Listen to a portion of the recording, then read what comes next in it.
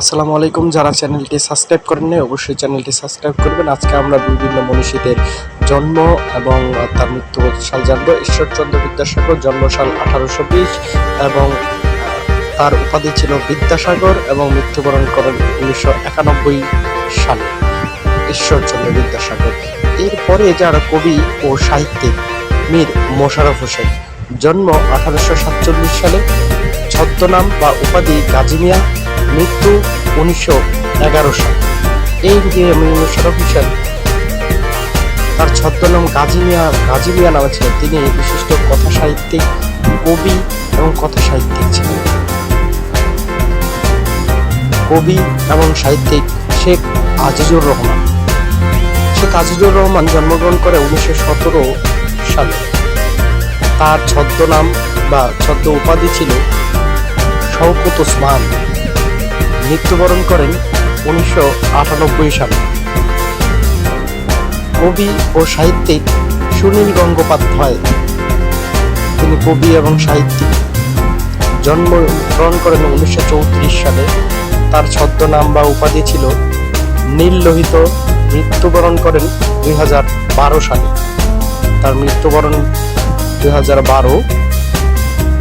এরপরে আমাদের লিস্টে রয়েছে কবি ও সাহিত্যিক, বাংলা সাহিত্যে প্রথম ঔপন্যাসিক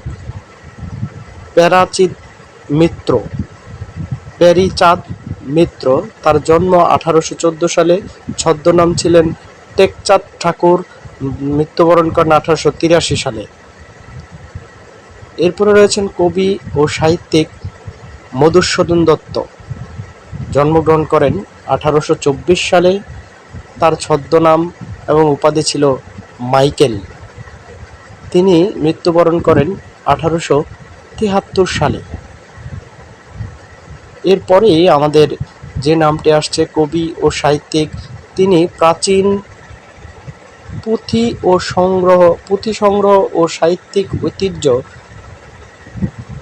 অন্বেষণকারী এবং বিরল ব্যক্তিত্ব আব্দুল করিম। জন্মসাল 1871, ছদ্মনাম সাহিত্যিক বিশারদ, মৃত্যু 1953 সাল। এরপরে রয়েছেন কবি ও সাহিত্যিক হুমায়ুন আহমেদ, যার নাম অনেকেই জানেন। তিনি বিশ্বের বিংশ শতাব্দীর জনপ্রিয় বাঙালি কথা সাহিত্যিক। তার জন্ম 1948 সালে। তার মৃত্যুবরণ করেন 2012 সালে। তিনি অত্যন্ত জনপ্রিয় একজন ব্যক্তি ছিলেন। এরপরেই যে নামটি রয়েছে কবি ও সাহিত্যিক শরৎচন্দ্র চট্টোপাধ্যায়, যার বই লিখনে আমরা সবসময় পড়ি। তার জন্ম 1876 সালে। মৃত্যুবরণ করেন 1938 সালে। তার ছদ্মনাম উপাধি ছিল অপরাজেয় কথাশিল্পী, তার ছদ্মনাম। এরপরেই যে নামটি রয়েছে কবি ও সাহিত্যিক জীবনানন্দ দাশের অনেক বই, অনেক লেখনী আমরা অনেক সময় আমরা পড়ে থাকি। তার জন্ম 1899 সালে। তার ছদ্মনাম রূপসী বাংলার কবি। মৃত্যুবরণ করেন 1954 সালে। উনি অত্যন্ত চমৎকার সাহিত্যিক ছিলেন। এরপরে যে বিদ্রোহী কবি সাহিত্যিক কাজী নজরুল ইসলাম, বাংলাদেশের জাতীয় কবি। তিনি জন্মগ্রহণ করেন 1899 সালে। তার ছদ্মনাম বা উপাধি ছিল বিদ্রোহী কবি। মৃত্যু সাল, যিনি যখন মারা যান, তার মৃত্যু সাল ছিল 1976 সাল।